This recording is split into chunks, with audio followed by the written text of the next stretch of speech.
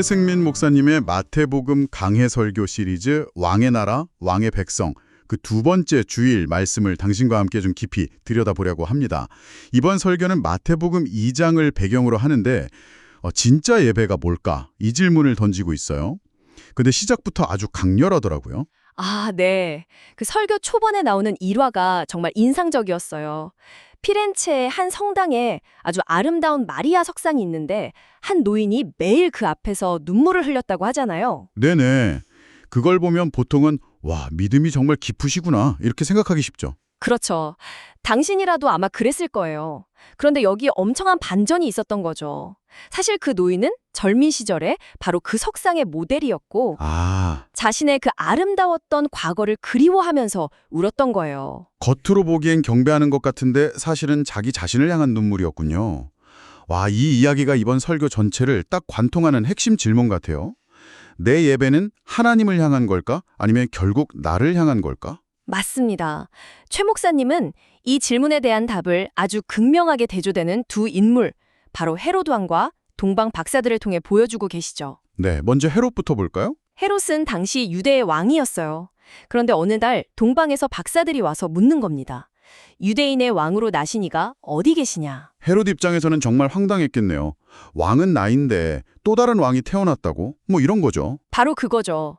근데 여기서 좀 이상한 점이 있어요. 어떤 점이요? 헤롯이 그리스도가 베들레헴에서 태어날 거라는 걸 그 정확한 정보까지 대제사장들한테서 얻잖아요. 맞아요. 모든 걸 다 알았어요. 그런데 왜 경배하러 가지 않고 아기를 죽이려고 했을까요? 그게 바로 설교의 핵심인 거죠.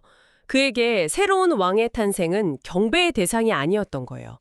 제거해야 할 경쟁자의 등장이었던 겁니다. 그의 세계관에서 왕좌는 딱 하나, 바로 자기 자신을 위한 자리였던 거죠. 그래서 최 목사님은 이걸 두고 예배는 그냥 종교적 행위가 아니라 권력 이항의 순간이라고 정의하시더라고요. 권력 이양? 굉장히 강한 표현이네요. 네. 내가 내 삶의 왕좌에서 스스로 내려와서 하나님을 나의 진짜 왕으로 인정하는 시간이라는 뜻이죠. 그렇게 보니까 헤롯의 이야기가 단순히 2000년 전 옛날 이야기가 아니네요. 우리도 뭐 일상에서 얼마나 필사적으로 내 삶의 통제권을 지키려고 하는지 생각해보면 그렇죠. 결국 헤롯은 자기 왕좌를 지키려고 아기 예수를 죽이려고까지 했던 거고요. 근데 여기서 설교가 아주 흥미로운 반전 포인트를 제시합니다. 바로 동방 박사들이죠. 맞아요. 헤롯과 정반대에 있는 이 동방 박사들. 그럼 이 사람들은 처음부터 완벽한 예배자였을까요? 설교는 아니라고 말합니다. 오히려 그들을 이끈 건 순전한 믿음이 아니라 다른 거였다고 지적하죠. 네, 그 부분 저도 정말 흥미롭게 들었어요.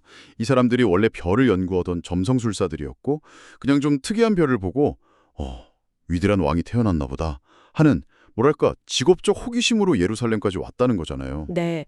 심지어 성경을 보면 박사들이 다시 별을 보고 매우 크게 기뻐하고 기뻐하더라라는 구절이 나와요. 최 목사님은 이 기쁨이 아기 예수를 만난 감격이라기보다 자신들의 별에 대한 예측이 맞았다는 그 사실에 대한 기쁨이었을 거라고 해석하세요. 그렇군요. 처음엔 관심의 중심이 아기 예수가 아니라 별, 그리고 자신들의 연구였을 수 있다는 거네요. 바로 그겁니다. 어떻게 보면 아까 그 피렌체 성당의 노인이랑 비슷한 거죠. 그러네요. 겉으로는 별을 따라 왕을 경배하러 온 것 같지만 그 기쁨의 중심에는 자기 자신의 성취가 있었을 수도 있다. 네. 하지만 하나님은 그런 불완전한 동기를 가진 그들에게도 은혜를 베푸시죠. 꿈에 나타나서 헤롯에게 돌아가지 말고 다른 길로 가라고 알려주시잖아요.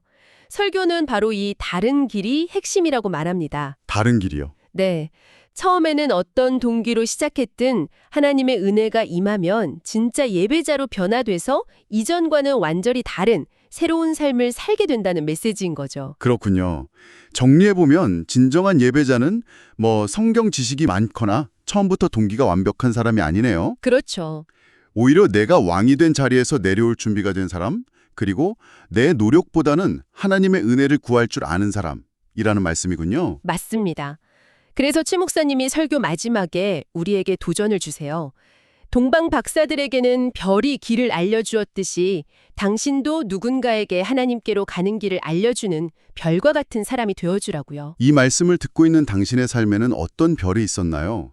그리고 이제 당신은 누구를 위한 별이 되어줄 수 있을지 잠시 생각해보는 것도 좋을 것 같습니다.